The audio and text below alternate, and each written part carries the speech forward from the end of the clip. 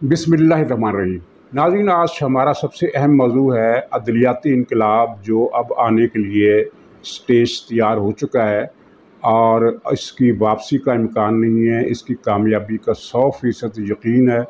और इसमें दो अहम बातें ये हैं कि इस पैकेज को जो हुकूमत कौमी असम्बली के ज़रिए लाने वाली है, सुप्रीम कोर्ट या से रुकनी बेंच या कोई चीफ जस्टिस इसको रद्द नहीं कर सकता। ये राय वाज़े अल्फाज में हामिद खान ने दी है। लेकिन इससे पहले मैं आपको बता दूं कि पंजाब में क्या तब्दीली आई है। आपने देखा कि परवेज़ इलाही के हलफ उठाते ही इमरान खान ने जो सबसे पहले फ़ैसला उसके ज़रिए करवाया, बकौल ख़ुद उसके अपने पंजाब के सबसे बड़े डाकू से, वो ये था कि फर्रा गोगी और बड़ी जादूगरनी के ख़िलाफ़ करप्शन की तहकीकात करने वाले DIG anti corruption Abdul Jabbar Khan का तबादला कर दिया गया। ये फ़ैसला इमरान खान को इस फ़ैसले की इतनी जल्दी थी कि परवेज़ इलाही ने वज़ीर आला हाउस में दाखिल होने से पहले ही ये आर्डर किया। इस्लामाबाद से हलफ लिया, लाहौर पहुंचा, वज़ीर आला हाउस अभी दाखिल नहीं हुआ था, अभी रास्ते में था, बल्कि अभी घर पर था कि उसने ये आर्डर जारी किया। यानी वज़ीर आला हाउस में पाँव बाद में रखा, तबादला पहले किया। गोया कि फर्रा गोगी और बड़ी जादूगरनी की करप्शन इमरान खान के सर पर उसकी करप्शन का जो खौफ था, उसकी करप्शन की तहकीकात का जो खौफ था, वो इमरान खान के हवास पर इतना बुरी तरह तारी हुआ कि उसने ये आर्डर परवेज़ इलाही को पता नहीं आधी रात को फ़ोन किया होगा कि मियाँ सुबह उठते ही पहला काम तुमने ये करना है। चुनांचे पंजाब के सबसे बड़े डकैत ने ऑफिस में कदम रंजा फरमाने से पहले ये आर्डर किया।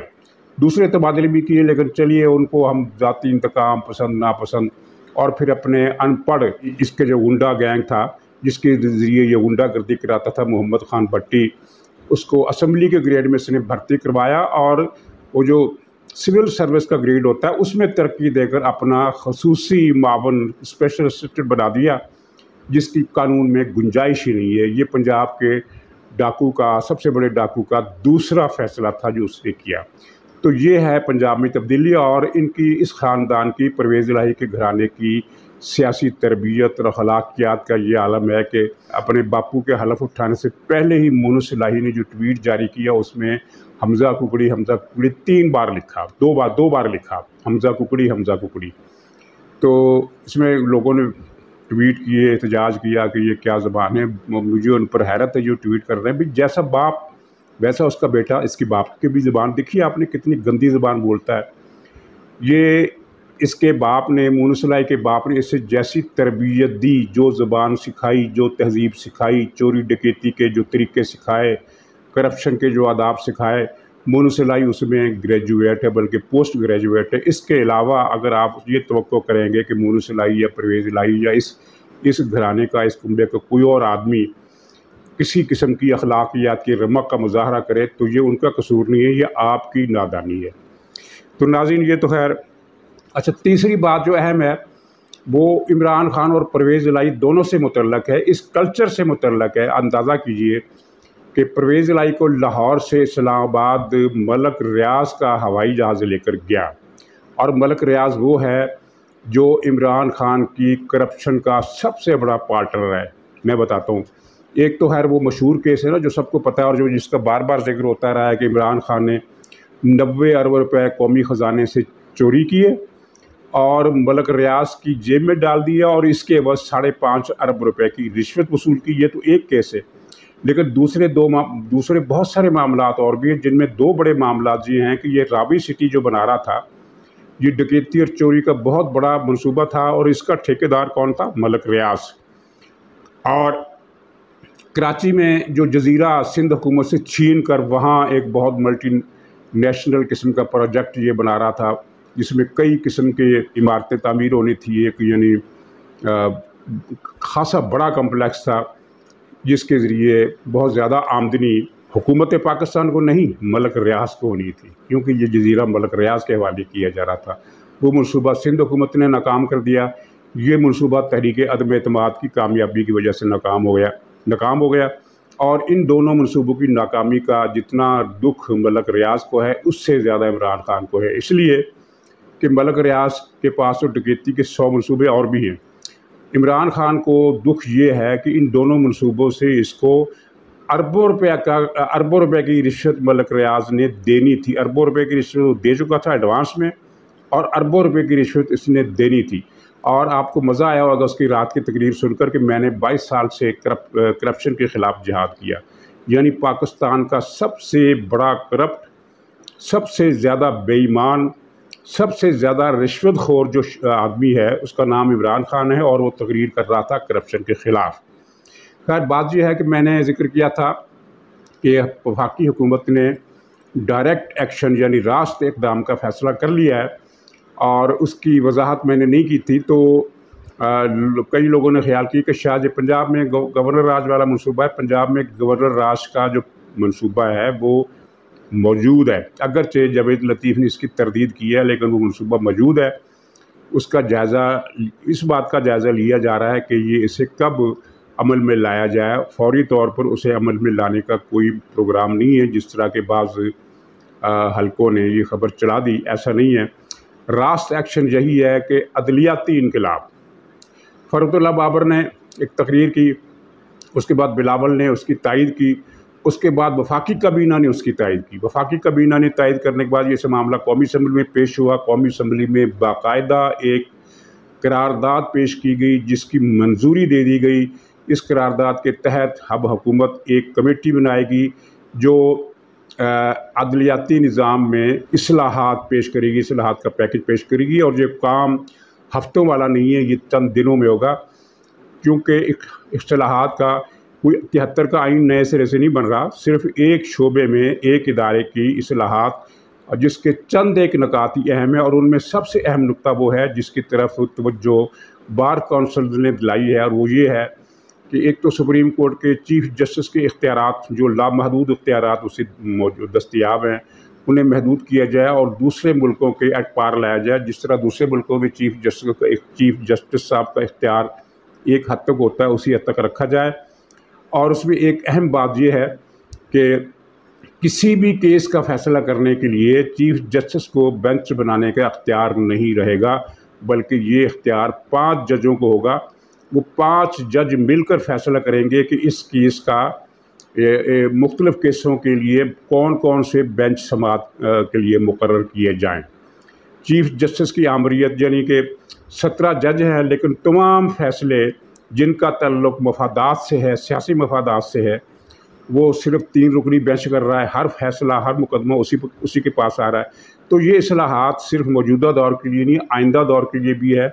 और इसमें दिलचस्प और अहम बात यह है कि मौजूदा हुकूमत इस बात से कतई नज़र कि ये जो बहस चल रही है कि ये हुकूमत कौमी असम्बली तोड़ कर इक़्तिदार छोड़ रही है या नहीं डट जाएगी, इस बहस से कतई नज़र आइंदा कोई भी हुकूमत आए, पीपल्स पार्टी की आए, ANP की आए, बाप पार्टी की आए, कोई पार्टी भी इस पैकेज को मनसूख नहीं करेगी। इसलिए नहीं कि वो मनसूख कर नहीं सकती, 2/3 अक्सरियत भी किसी को मिल जाए तब भी वो नहीं करेगी, क्योंकि ये कोई भी पार्टी नहीं चाहेगी कि एक चीफ जस्टिस बादशाह हो सुप्रीम कोर्ट का। क्यों? इसलिए कि चीफ जस्टिस बदलते रहते हैं, और हो सकता है ऐसा चीफ जस्टिस आ जाए जो हमारी पार्टी के मुखालिफ हो, वो तो हमारी हुकूमत को चलने नहीं देगा। इसलिए ये एक ऐसी तरमीम है जिसका फ़ायदा हर सियासी जमात को, पाकिस्तान के हर सियासी धड़े को होगा, क्योंकि इस तरह जो बेंच बनेंगे उनमें मिक्स ख्यालात के लोग आएंगे, हर तरह के सोच रखने वाले, हर तरह की सियासी पसंद नापसंद रखने वाले।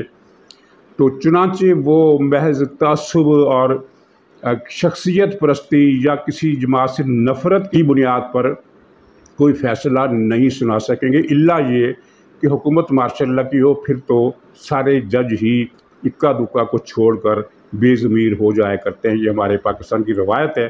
चंद एक लोग ही होते हैं जो इस्तीफ़ा देते हैं, और पाकिस्तान में ऐसे मिसालें मौजूद हैं। जस्टिस दुर्राब पटेल की मिसाल मौजूद है, और भी कई मिसालें मौजूद हैं, वो बात लंबी हो जाएगी। लेकिन उनकी मजमूई तादाद जो है वो 10% से ज़्यादा नहीं होती। ज़्यादा 90% जज जो है वो चाहे नमाज़ें पढ़ते हो, चाहे हज रखते हो, चाहे उनके नाम के साथ मौलवी लगा हुआ हो, जब माशाअल्लाह की छड़ी घूमती है तो फिर फ़ैसला वो उसी छड़ी को देख कर लिखते हैं। तो माशाअल्लाह तो अब इंशाअल्लाह कभी नहीं लगेगा, लेकिन आम अदवार में इस तरमीम का फ़ायदा सबको होगा। और حامد خان صاحب جو مشہور وکیل ہے اور خود تحریک انصاف سے ان کا تعلق ہے، انہوں نے واضح الفاظ میں بتا دیا ہے کہ قومی اسمبلی نے یہ قانون بنا لیا تو چیف جسٹس یا کوئی بھی بینچ اس قانون سازی کو معطل نہیں کر سکے گا، کیونکہ یہ ایکٹ آف پارلیمنٹ ہے، یہ قانون چیلنج نہیں ہو سکے گا۔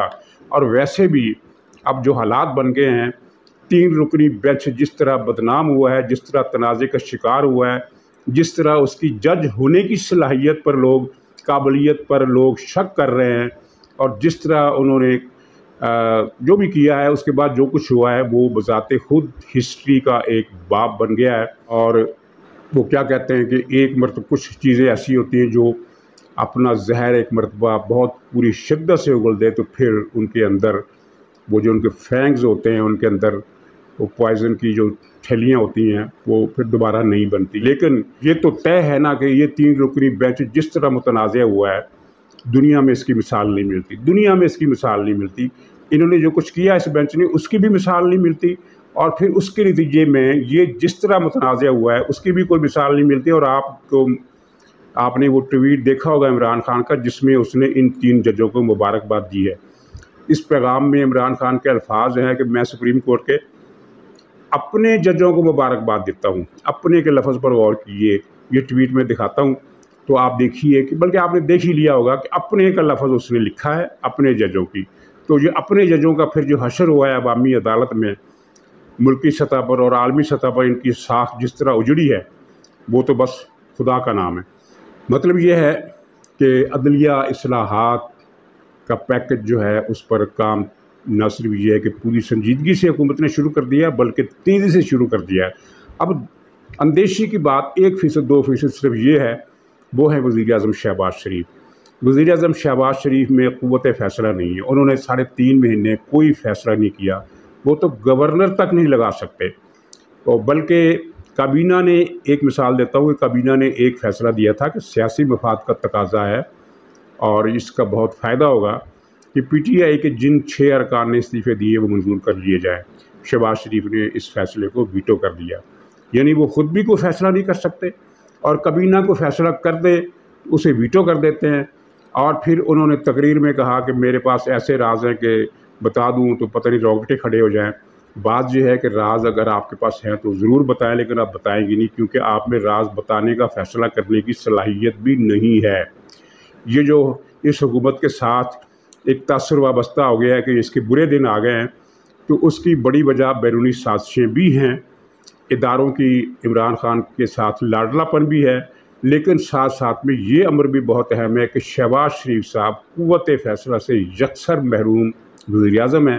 تو ان کی وجہ سے جو اس حکومت کو جتنی مشکلات کا سامنا ہے اس میں اچھا خاصا بڑا حصہ اسی وجہ سے ہے کہ یہ وزیر اعظم صاحب ماشاءاللہ خیر سے ایسی وزیر اعظم ہیں جن میں فیصلہ کرنے کی قوت ہی نہیں ہے، کوئی بات کرنے کی ضرورت نہیں ہے۔ کل جو خطاب کیا انہوں نے قومی اسمبلی میں، وہ قابل تعریف تھا کسی حد تک، کیونکہ انہوں نے بڑی جرأت سے فوج کے ماضی کے کردار پر روشنی ڈالی اور وہ واقعتاً جرأت مندانہ تھا۔ اس کا مطلب یہ ہے کہ ان میں جرأت کی کمی نہیں ہے، کمی ہے فیصلہ کرنے کی قوت کی۔ اگر وہ یہ کمی پوری کر لیں تو اب بھی اتنا کچھ نہیں بگڑا جتنا کہ تاثر دیا جا رہا ہے۔ لیکن دیکھیے، بہرحال یہ اس میں مجھے تو اپنے ذاتی طور پر تو کوئی شک نہیں ہے کہ یہ جو عدلیاتی انقلاب کی راہ ہموار کر دی گئی ہے یہ اب ہو کر رہے گا، اور اس کے لیے ہم یہ کہہ سکتے ہیں کہ ان 3 رکنی بینچ کا شکریہ جس نے حکومت کو یہ راہ دکھائی۔ ناظرین، شہباز شریف کے خطاب پر تبصرہ بھی کرنا تھا لیکن پھر پروگرام لمبا ہو جائے گا، تو خلاصہ یہ ہے کہ انہوں نے، شہباز شریف نے بڑی جرأت سے اداروں پر تنقید کی۔ اداروں سے مراد فوج کہ 15 سال تک اداروں نے عمران کے لیے جو کچھ کیا وہ سن کر، اسے دیکھ کر دنیا حیران رہ گئی، اور میرے پاس اتنے راز ہیں کہ بتا دوں تو رونگٹے کھڑے ہو جائیں۔ 2018 کے الیکشن میں تاریخ کی بدترین دھاندلی کی گئی اور ہماری تو بہو بیٹیاں بھی گرفتار کی جاتی رہیں، جبکہ عمران خان کی بہنوں کو، 2 بہنوں کا ذکر ہے جن میں سے دونوں ہی ماشاءاللہ بہت بڑی ڈکیت اور چوریاں اور جیب کترنیاں ہیں، اور انہوں نے کھربوں روپے پاکستان سے چوری کیے، کھربوں روپے پاکستان سے چوری کر کے ایک پتہ نہیں دبئی بیٹھی ہے، ایک پتہ نہیں امریکہ بیٹھی ہے، اور کسی عدالت میں جرأت نہیں ہے کہ ان دونوں بہنوں پر، ان دونوں چورنیوں پر इन दोनों डाकू रानियों पर, इन दोनों जेब तराशनियों पर कोई केस कर सके, मुकदमा कर सके।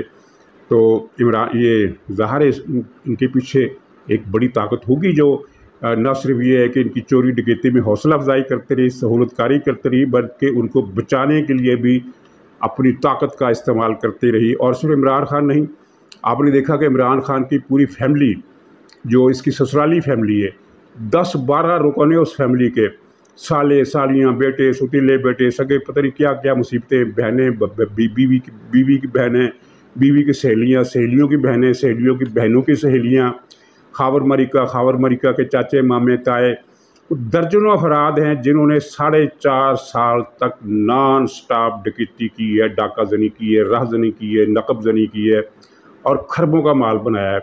लेकिन किसी अदालत की ज़रूरत नहीं है कि वो इनको पकड़े। और जब मौजूदा इत्तेहादी हुकूमत ने इनके ख़िलाफ़ तहकीकात का डोल डाला तो जनाब पंजाब हुकूमत इनसे छीन कर इमरान खान के वापस हवाले कर देगी, ताकि ना रहे बांस ना बजे बांसुरी। तो फ़िलहाल इनकी तकरीर पर इतना ही तबसरा। इंशाअल्लाह कल फिर मुलाकात होगी, तब तक के लिए इजाज़त दीजिए। खुदा हाफिज़।